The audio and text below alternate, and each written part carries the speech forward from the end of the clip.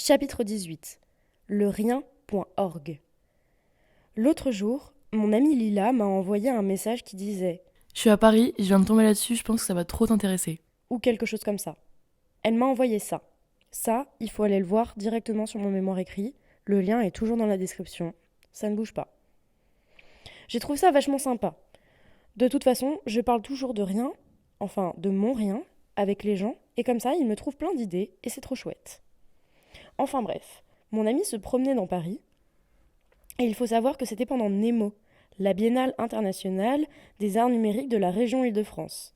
Elle est consacrée aux arts numériques, aux performances audiovisuelles, aux spectacles vivants en prise avec les nouvelles technologies, ainsi qu'au rapport entre art et science. Présente dans différents lieux franciliens des expositions, spectacles, performances, concerts et rencontres.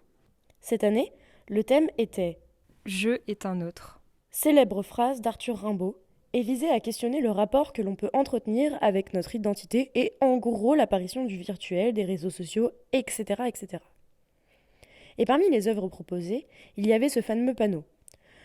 Donc en fait, ce qu'on voit sur l'image, c'est une sorte de promo pour un site internet qui s'appelle Fondation du Rien, imaginé par Nicolas Heredia et le collectif La Vaste Entreprise. En fait, si vous avez lu un petit peu l'image, je pense que vous avez déjà un peu saisi le truc. C'est un site sur lequel on peut réserver une place pour une activité et il y a une vaste sélection de propositions comme des conférences, des cours de yoga, des spectacles, etc. On doit choisir notre ou nos activités préférées, choisir une date, s'inscrire, noter dans notre agenda la plage horaire sur laquelle l'activité aura lieu. La spécificité, c'est que peu importe l'activité sélectionnée, elle sera forcément annulée. J'ai un ami qui m'a dit que c'était bien pour les gens qui avaient de l'anxiété sociale, parce que comme ça, ils peuvent se sentir soulagés après l'annulation d'une activité. Il dit que ça lui est déjà arrivé de se sentir comme ça, alors il pense que c'est bien. J'ai fait pour vous l'expérience de m'inscrire à une de ces activités pour savoir ce qui allait se passer, afin de vous offrir un contenu de mémoire des plus qualitatifs. Si vous voulez voir le résultat, n'hésitez pas à consulter mon mémoire écrit, qui est toujours dans la description. Il est rigolo ce site. C'est d'ailleurs à la fois une œuvre site internet et une œuvre installation, puisque la promotion du site a été directement mise sur des panneaux et dans la rue pour des gens. Parce qu'il y a plein de choses dessus, à part la liste des activités, comme une géante to-do list, une explication de la fondation interactive, des événements exceptionnels, des témoignages, etc. Et en fait, il y a carrément des vrais événements qui ont été organisés, puis annulés, et où les gens viennent et tout quoi. À chaque fois, les inscrits et les inscrites sont invités à profiter de cette annulation pour prendre du temps pour elles et vaquer à d'autres occupations. Enfin bref, il y a des choses à cliquer dessus, à lire, à fouiller, à questionner, à interroger, etc. Et ça fait beaucoup pour une fondation du rien. Mais tout ce tas d'informations joue toujours sur la nuance de l'utile et de l'inutile. C'est en ça que je trouve que cette fondation du rien est amusante. On ne sait pas vraiment si cette œuvre sert fondamentalement à quelque chose puisqu'elle parle de rien. Ou du moins, on ne comprend pas directement. Vous me direz ce que vous en avez pensé si vous allez visiter le site, mais c'est vrai qu'il y a un aspect ludique assez chouette et divertissant dans ce rien sur le web. C'est peut-être ça l'utilité. On peut d'ailleurs y lire l'affirmation suivante. Notre petite équipe bénéficie d'une solide disposition à savourer la beauté de l'inutile avec une certaine endurance. Trop classe quoi. Il s'exprime mieux que moi. Je suis contente que ma copine Lila m'ait partagé cette œuvre parce que je trouve qu'elle rentre parfaitement en lien avec la façon dont j'ai envie de parler du rien et du presque rien. Le concept du rien, dans l'art, est à la fois soulevé, discuté et interrogé. Mais en même temps, ce n'est pas un long texte indigeste que la moitié des gens ne vont pas lire ou pas comprendre. Et les personnes qui font partie du collectif ont déjà réalisé un projet similaire, qui soulevait les mêmes interrogations. Le projet en question s'intitule À ne pas rater. Et c'est un spectacle qui a fait sa première représentation en 2021 et qui est toujours en tournée à l'heure actuelle. Nicolas Heredia, membre du collectif et responsable de l'écriture, de la mise en scène et de la conception de la représentation, nous invite à revenir à la base de ce qu'est un spectacle, c'est-à-dire Un certain nombre de personnes enfermées dans une salle pendant un certain temps.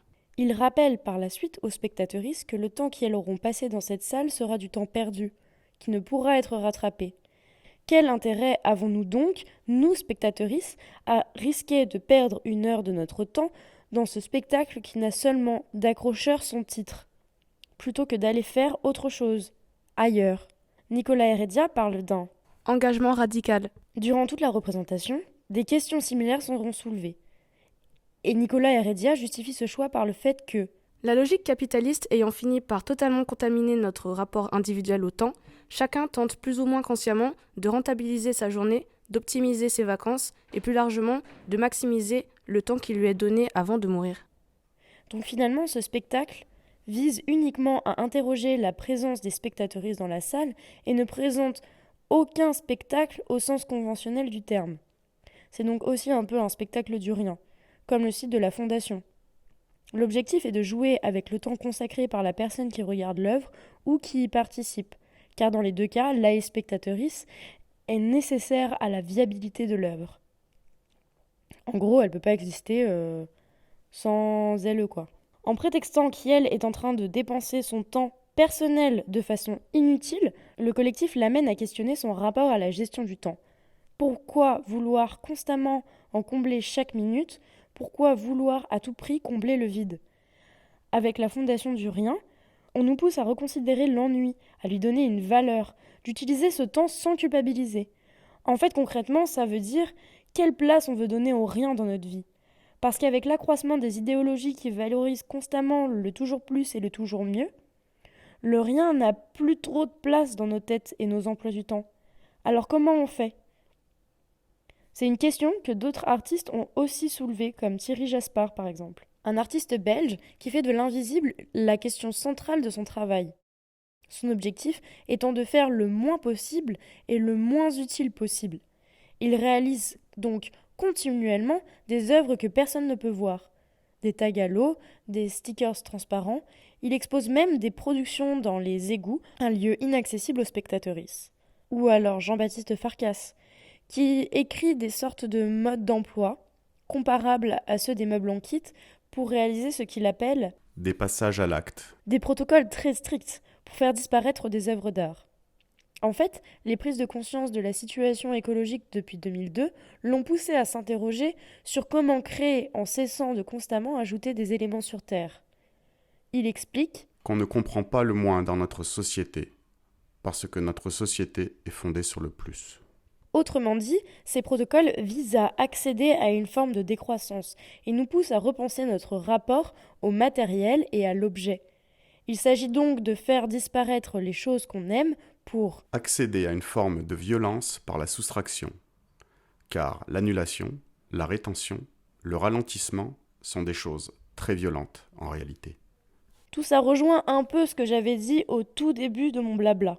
Utiliser le rien comme principale matière de l'art, pour gagner du temps et de l'espace. Car créer du rien permet de ne pas prendre de place, de ne pas prendre de temps, de ne pas prendre de matière. Faire avec le rien permet de prendre du recul sur comment on s'organise et comment on veut parler. Le rien permet finalement de reconsidérer ses priorités.